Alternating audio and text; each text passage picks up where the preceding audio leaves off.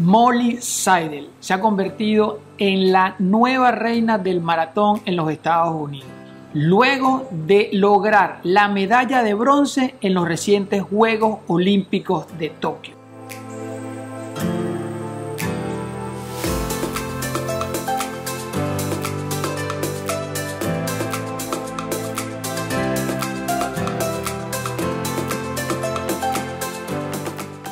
El video de hoy no se lo pueden perder, va a estar súper interesante porque les voy a compartir cómo entrenó Molly Seidel, los secretos de su plan de entrenamiento.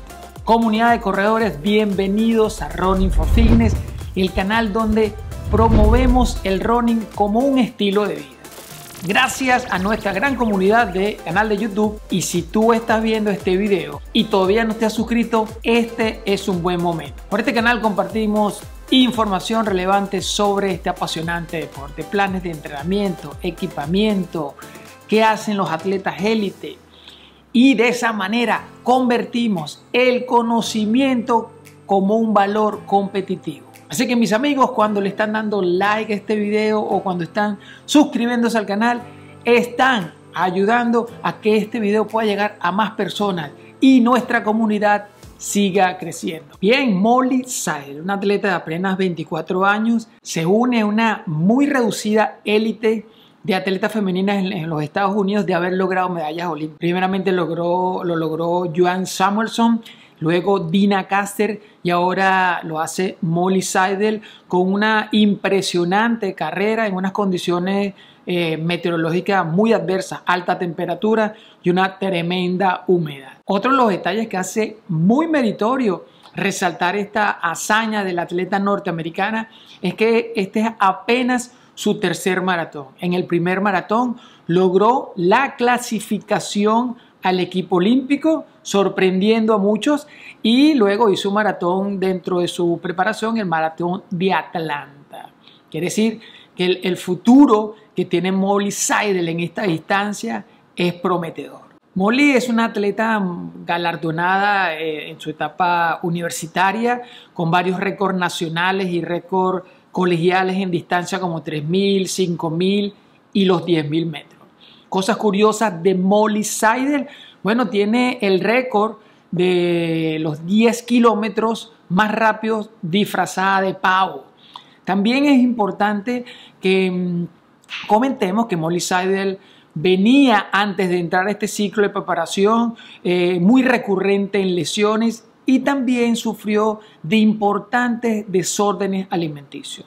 Tuvo que hacer un gran cambio en su vida, en su ingesta, para poder cambiar estos patrones alimentarios y de entrenamiento que no le estaban favoreciendo. ¿Cuál es el objetivo del video de hoy? Compartirles las semanas de entrenamiento de Molly en su preparación a los Juegos Olímpicos, y es una manera de aprender. Aprendemos de la experiencia de los otros, de los libros, de nuestra propia experiencia, pero siempre que hay un resultado destacable, un resultado, bueno, otra cosa importante destacar es que Molly se metió en el podio derrotando a muchas africanas, a la etíope, entre otras, y esto cobra mayor relevancia. Entonces la idea del video de hoy es compartirles con ustedes ese análisis, cómo fue su preparación, cuáles son los puntos destacables, y eso nos permita escalarlo a nuestro nivel. Nosotros somos atletas recreacionales, probablemente no vamos a tener el tiempo de entrenamiento ni el soporte que tiene un atleta profesional,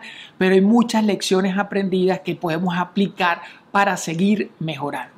Y antes de seguir, importante destacar esto. Un atleta profesional, un atleta élite debería o debe entrenar no menos de 11 horas semanales. Eso quiere decir que acumula un gran volumen. Están dedicados 100% al deporte y generalmente tienen un equipo técnico que lo acompaña, nutricionista, psicólogo, fisioterapeuta, entre otros.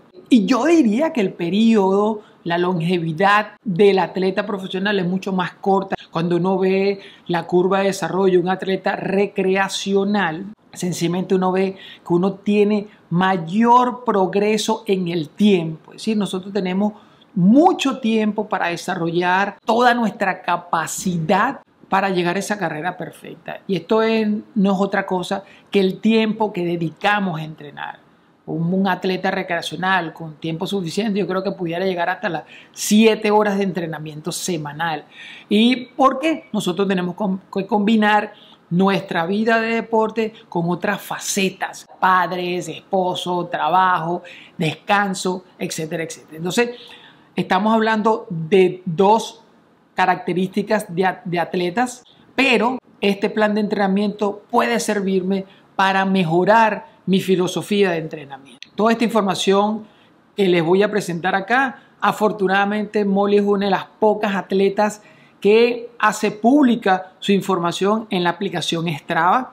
Yo lo que hice fue analizar por lo menos 10 semanas de entrenamiento previo al maratón, extraer la información y de allí ofrecerles mi apreciación sobre lo que yo creo que fueron los aspectos más destacados de esta preparación. Pero bien, comencemos el análisis. En esta tabla que les estoy mostrando son los 10 primeros lugares en el maratón femenino de Tokio.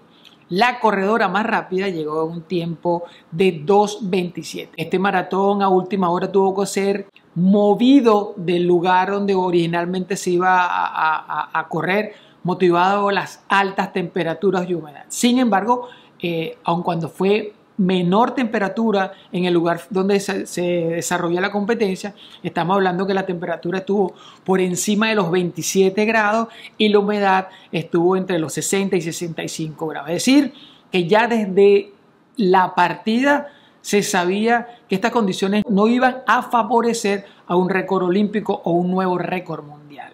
Recuerdo que el récord de la maratón femenino está en las 2 horas 17. Y precisamente fue la atleta que llegó en primer lugar la que tiene ese récord y logró un tiempo de 2:27. Pero si ustedes ven en la tabla, que es lo que quiero destacar acá, aquí lo resalté el tiempo que hicieron estas atletas en el maratón versus su mejor tiempo. Y verán que definitivamente hay una variación importante. Estamos hablando que en algunos casos son 10 minutos, 13 minutos, pero noten la diferencia de tiempo entre el personal best de Molly versus el que hizo en el maratón de Tokio. 2 minutos 33. Fue el menor gap de todos los 10 primeros lugares. ¿Qué destaco acá? Que Molly llegó en una excelente condición física y probablemente su coach, anticipando las condiciones que ella iba a enfrentar en la carrera, tomó esas características para simularlas en el entrenamiento. Y esta es una lección importante que nosotros pudiéramos aplicar en nuestra propia preparación. Tratar de simular la altimetría del recorrido, tratar de simular las condiciones meteorológicas, es decir, temperatura y humedad, de tal manera de que haya una adaptación de los diferentes sistemas que intervienen cuando yo estoy corriendo.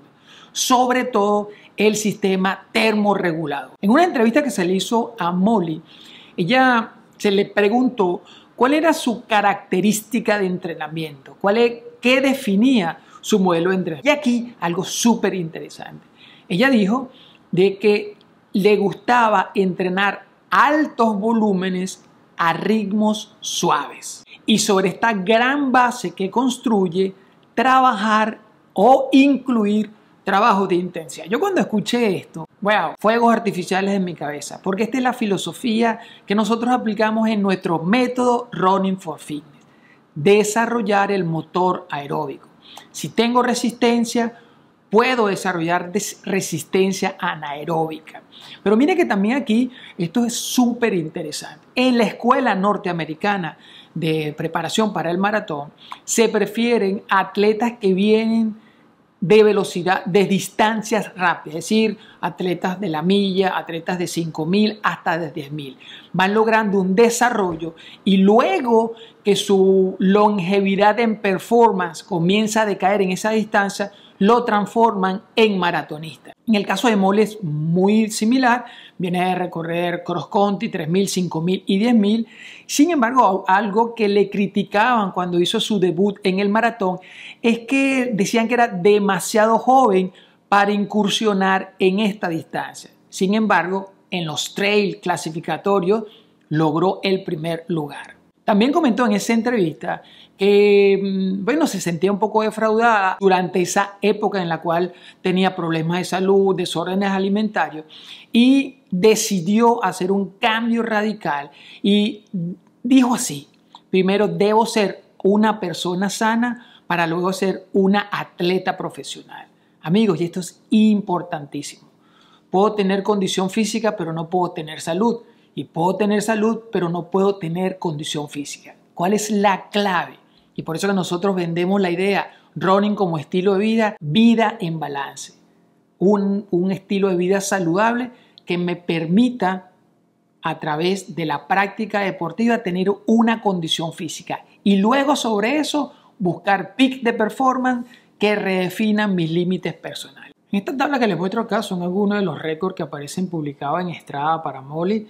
Lo interesante aquí es los ritmos. Estamos hablando de 2:53 minutos por kilómetro. Son bastante rápidos. La diferencia entre el paso de la milla versus el paso para el maratón es cerca de 1 minuto. Esto quiere decir que son atletas que su constitución física y por supuesto sus patrones de movimiento y apoyado esto reforzado con el debido entrenamiento logran este tipo de performance. Esto definitivamente es un atleta élite nata. Otro detalle interesante que vemos acá es en la diferencia de los pace, es que en el mundo del fondo del maratón hay ciertas tablas de comparación.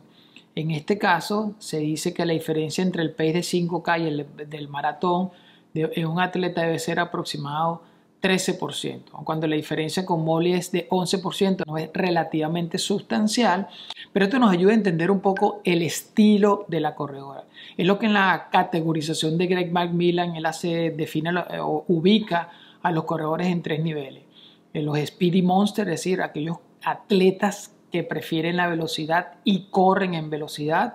Los atletas combo que pueden hacer tanto entrenamientos de velocidad como entrenamientos de endurance, de resistencia, y los endurance monster, es decir, aquellos que aman altos volúmenes de trabajo. Definitivamente aquí Molly es una endurance monster. Vamos a ver más adelante la cantidad de kilómetros semanales que entrenó para lograr este peak de performance para Tokio. Okay. Otra información importante que destaca, inclusive Molly hace anotaciones en Strava y es sumamente valiosa esa información. Yo los invito a ustedes, si son curiosos, ir y pasearse por el perfil de Molly, que por cierto tienen también un récord en Strava como la atleta en Strava que ha recibido más kudos, es como más like. O sea que esa es otra de las curiosidades de Molly. Bueno, ya sean anotaciones ahí que complementan el entrenamiento. Mucho del entrenamiento lo hizo en altura, es decir, acondicionó su cuerpo en unas condiciones en las cuales promovía un estrés que exigía mayor oxigenación, y cuando viene a correr a nivel del mar, el performance es completamente diferente. Hay una ganancia de importancia en eficiencia biomecánica, respiratoria, cardiovascular. Esa es otra clave. Entender un poco sobre los volúmenes de entrenamiento de Molly, es importante también tener claro cuáles son sus zonas de ritmo cardíaco. Esto aquí es una aproximación, no está bien clarificado en Strava, pero de acuerdo a los trabajos que aparecen representados allí, en algunos trabajos de intensidad y los trabajos suaves, más o menos este sería la distribución de las zonas cardíacas. Verán, límite superior, la zona 2 o lo que nosotros llamamos easy, es 166 bits por minuto. Y esto tiene varias razones. Razones genéticas, razones biomecánicas, pero y por supuesto la edad. Un atleta joven con un sistema cardiovascular fuerte por su entrenamiento. Y esto es importante tenerlo claro para lo que vamos a ver más adelante, porque Molly hace mucho trabajo easy pace, es decir, y ese easy pace para ella está entre una banda de 4:30 y 5. Si recordamos que su ritmo de competencia es 3:26, estamos hablando aquí de que su easy pace está entre 1 minuto 30 y hacia adelante hasta 2:30, por encima de ese ritmo de competencia. Y esto es importante. Cuando Molly en su entrenamiento, la referencia que usaba era ritmos para entrenar, no zonas cardíacas, pero esto entra dentro de la clásica regla, que el trabajo suave debe hacerse por encima de 1 minuto 30 más que el ritmo de competencia. Y cuando hacemos la comparación de ritmos de competencia en zonas cardíacas, vemos que su Easy Pace está por lo menos 60 bits por minuto por encima de su zona cardíaca en competencia, lo cual es una diferencia importante. Esto que están viendo acá es la distribución, el volumen que hizo durante las 9 semanas previas al maratón.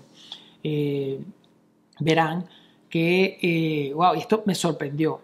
Me sorprendió no tanto por el volumen, este es un atleta profesional que vamos a ver más adelante, logré extraer también 2 semanas de muestras de entrenamiento y verán que en ocasiones para poder acumular el volumen de trabajo entrenó 2 veces al día, doble jornada. Lo que me llama la atención aquí es que tradicionalmente hay una regla que se asocia con el principio de la periodización o supercompensación, en la cual el atleta se somete a un estrés físico durante 3 o 4 semanas, luego viene una semana de descanso para que ocurra ese trabajo de compensación. Sin embargo, aquí vemos en las gráficas de Molly que fue bastante consistente con el volumen, fue bien disciplinada y si alguna semana corrió 215 kilómetros, la semana menor fue de 212, una diferencia menor.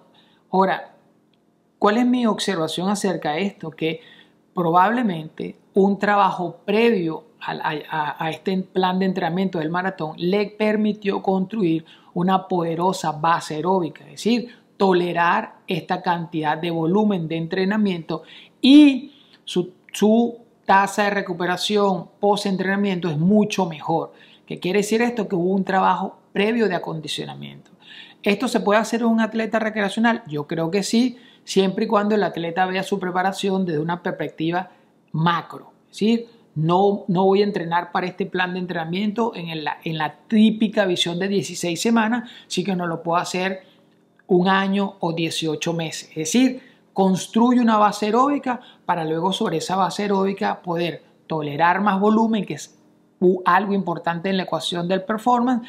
Y segundo, reducir mi tiempo de recuperación entre ejercicios. Otra cosa interesante que vemos en esta gráfica de la distribución de volumen es el taper o el momento de descanso del atleta. Lo hace, yo diría que 2 semanas, aun cuando aquí 3 semanas antes se ve que comienza a decaer el volumen, pero yo diría que el de 203 a 193 habrán pocos kilómetros. No hubo un descenso abrupto. Yo creo que el taper comenzó 2 semanas antes del maratón. Y esto también es importante. Y esto va a depender de la característica de cada atleta. En algunos experimentos que hemos hecho con atletas en Running for Fitness, nos hemos dado cuenta que el taper de 3 semanas es mucho más beneficioso. En otros casos, el atleta necesita solamente 2 semanas. Esto va a depender de las características del atleta y de otra cosa importante, cómo el atleta ha tolerado el volumen de trabajo, cómo ha sido su rendimiento durante las semanas de entrenamiento y otra cosa importante es su tasa de recuperación post-entrenamiento. Aquí en esta tabla que les estoy mostrando es una semana típica de entrenamiento de Molly.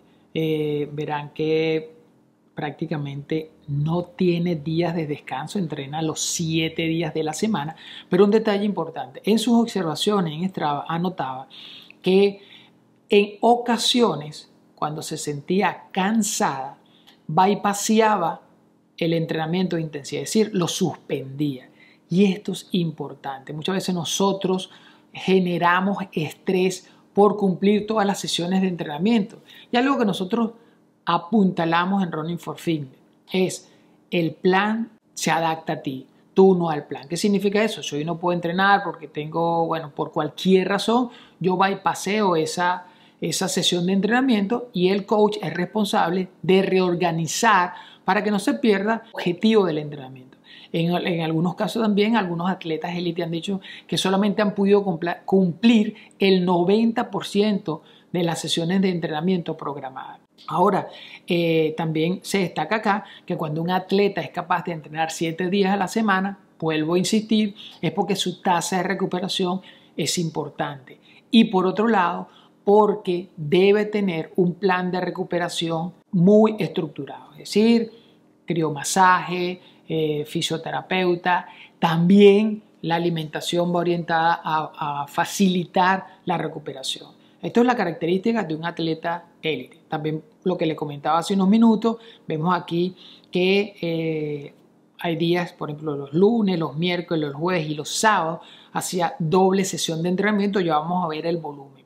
Otra cosa interesante es que el atleta profesional utiliza la misma herramienta que uno dosifica para el atleta recreacional y que muchas veces el atleta recreacional desestima. Por ejemplo, aquí vemos el uso de los strides en las sesiones de entrenamiento de Molly es bastante repetitivo. Ok, cuando vemos la distribución de los volúmenes de entrenamiento, pero en intensidad, esta es una semana que extraje. Solamente comparé 2 semanas, semana 1, semana 4, pero el patrón se repite durante las 9 semanas que analicé. Y verán que el día, prácticamente esta semana, que probablemente sea la semana que hizo más intensidad, la intensidad se concentra en 2 días. El resto de los 5 días es un trabajo suave. Claro, entendamos suave en la proporción y ritmo de este atleta. Pero eso es una lección importante para nosotros como atletas recreacionales. Tenemos que entrenar suave para poder correr rápido. Entonces, por ejemplo, en esta semana ella hizo 18 kilómetros easy en un paso de 4:50 por minuto. Este paso para un atleta élite que corre un maratón en 3:26, estamos hablando de 2 minutos por encima de su ritmo de competencia, pudiera representar el ritmo de competencia para nosotros. Inclusive este día lunes, vean ahí, en el cual hace una doble sesión, su paso de entrenamiento en la segunda sesión es mucho más lento, es 5:05. Luego también algo interesante, vamos a hablar más adelante cuáles son los trabajos de intensidad que hizo, y esto observé durante el análisis que Molly trabajó mucha intensidad, pero tomando como referencia el ritmo de sus mejores 5K. Esto es importante, no tomó como referencia paso de 21 ni 10K, sino de 5K. ¿Y por qué esto es relevante? Porque el ritmo de 5K es aquel en el cual nosotros estamos trabajando nuestro umbral de lactato, y estamos condicionando al cuerpo a que mejore su capacidad de sintetizar el ácido láctico. Bueno, esta semana que les muestro aquí, verán que ella tuvo una competencia el día sábado, pero es increíble. Completó su carrera de 10K, hizo un tiempo de 32 minutos, luego hizo 9 kilómetros de cool down y luego en la tarde hizo 7 kilómetros easy. Definitivamente un atleta que puede tolerar mucho volumen. ¿Esto es escalable al atleta recreacional? Sí, siempre visto desde una perspectiva macro. Se puede desarrollar la tolerancia al volumen, con lo cual gana más resistencia y pudiera desarrollar la velocidad aeróbica. Esta segunda semana que analicé también es bien interesante. Aquí ya se cuenta que trabaja un poquito más de intensidad durante esta semana, pero aquí, bueno, es una de las semanas más altas de volumen. Verá que hace el lunes 20 kilómetros de entrenamiento, un ritmo un poquito más intenso, 4:39, mantiene consistencia con lo que vimos en la semana anterior. Luego en la tarde repite con un 8K. Luego que hace, también esto parece muy repetitivo en sus sesiones de entrenamiento, series de 400, ¿ok? Con recuperaciones bastante rápidas, y esto está orientado a desarrollar resistencia aeróbica. Aquí vemos también que, bueno, de esta semana, el día viernes y el día domingo, tuvo descanso, pero otra cosa que me llamó la atención es el uso del trabajo progresivo durante las carreras largas. Para destacar, y eso fue una característica durante toda su semana, es que Molly entrena en diferentes intensidades y esas intensidades están bien marcadas. ¿Y eso por qué? Definitivamente porque lo que trata es de desarrollar todo el máximo potencial en sus diferentes zonas cardíacas. Y eso también tiene relación con la estimulación de mis sistemas energéticos, glucógeno, grasa. ¿Cuál es uno de los clásicos errores del corredor recreacional? Que todos sus entrenamientos son en una ventana de ritmo muy parecida. No hay una diferencia entre trabajo aeróbico o anaeróbico, o por seguir patrones ortodoxos de entrenamiento asociados a la famosa frase no pain, no gain. Como les comenté, el trabajo de progresión aparece muy repetido en sus entrenamientos largos. Este es un trabajo interesante porque le permite al atleta o permite combinar dos tipos de entrenamientos: desarrollo del motor aeróbico, pero también condicionar una aceleración progresiva hasta que el atleta llegue muy cercano al ritmo de competencia. Aquí también se está logrando que el atleta optimice el uso de sus sistemas energéticos y, por otro lado, mentalmente se está creando un esquema de split negativo, que sería el esquema de una carrera ideal, es decir, ir de menos a más. En esta tabla que les estoy mostrando acá verán cuáles son los entrenamientos de intensidad que más se repitieron en la preparación de Molly Seidel. Trabajó mucho las repeticiones de milla, repeticiones de 800, repeticiones de 400 y repeticiones de 1K. ¿En qué intensidad? Ahí anoto, en umbral, es decir, tomaba como referencia su ritmo de 5K. Otro detalle que me llamó la atención es que Molly, por lo menos 6 semanas antes del maratón, estuvo haciendo repeticiones en colina. Y me llamó la atención primeramente porque este es un workout que, por lo menos en nuestro caso, utilizamos en las semanas tempranas de la preparación. Si es un plan de 16 semanas, lo estamos usando en las 2-3 primeras semanas para estimular un poco ahí la resistencia, buscar mejorar la mecánica de carrera. Pero Molly lo usó, yo creo que selectivamente a lo largo de todo el entrenamiento. No se concentró específicamente en un bloque de semana. Y la última semana de entrenamiento, las repeticiones las bajó de 1000 o 400 o 800, la bajó a repeticiones de 200. Esas semanas del taper se nota claramente cómo hay un descenso de volumen, pero se mantiene la intensidad en distancias cortas. Si tuviese que resumir lo rescatable, lecciones aprendidas, lecciones que podemos escalar los atletas recreacionales de este plan de preparación de Molly Seidel, primero es la filosofía de entrenamiento clara, volumen alto, intensidad controlada, también mucha consistencia en su entrenamiento, mucha disciplina en la ejecución del entrenamiento, una alta intensidad controlada, como les comenté, y también un trabajo en altura. Yo creo que el 70% del entrenamiento lo hizo Molly Seidel en altura, lo cual no hay ningún tipo de duda que es un entrenamiento que beneficia a la eficiencia del atleta en diferentes aspectos. Los que pudieron ver el maratón, y si no lo han hecho yo los invito, verán que fue sorprendente ver a Molly Seidel siempre en el pelotón de ataque. En ningún momento, de acuerdo a mi percepción, la vi con un declive de energía. Siempre se mostró bastante agresiva, se mostró con fuerza, se mostró con agilidad.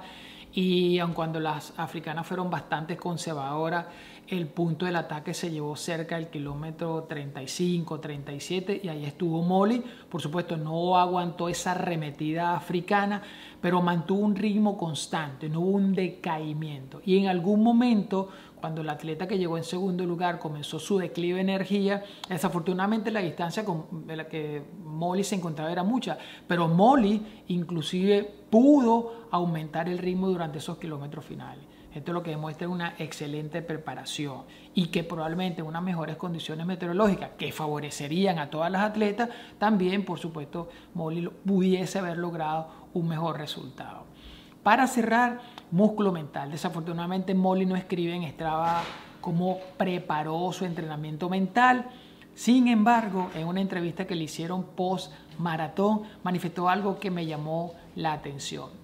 Dijo que en esos kilómetros finales se sentía cansada, pero que para distraer a su mente comenzó a recitar la oración favorita de su madre. Y eso le permitió concentrarse en mantener el paso y mantener la resistencia. Sobre todo cuando entendió que estaba cómoda en el tercer lugar. Bueno, mi querida comunidad de runner, ¿qué le parece? Yo creo que dentro de toda la concepción sobrehumana que uno le da a los atletas élite, son humanos. Cuando uno compara sus planes de entrenamiento, por supuesto, en volumen no se compara con nosotros, pero utilizamos las mismas herramientas, utilizamos los mismos mecanismos para estimular y buscar la mejor versión de nosotros a través del running. Bueno, mi querida gente, antes de despedirme, quiero invitarlos a dejarme sus comentarios, hacerme sus preguntas. Hay mucha más información de esta que para no extender el video estoy omitiendo, pero que puedo compartir con ustedes. Espero que este video sea de su interés, que puedan recoger lecciones aprendidas para que mejoren sus planes de entrenamiento en base a estos éxitos de las superestrellas del mundo del maratón. A todos les deseo una feliz semana y no se pierdan el próximo episodio de Running for Fitness.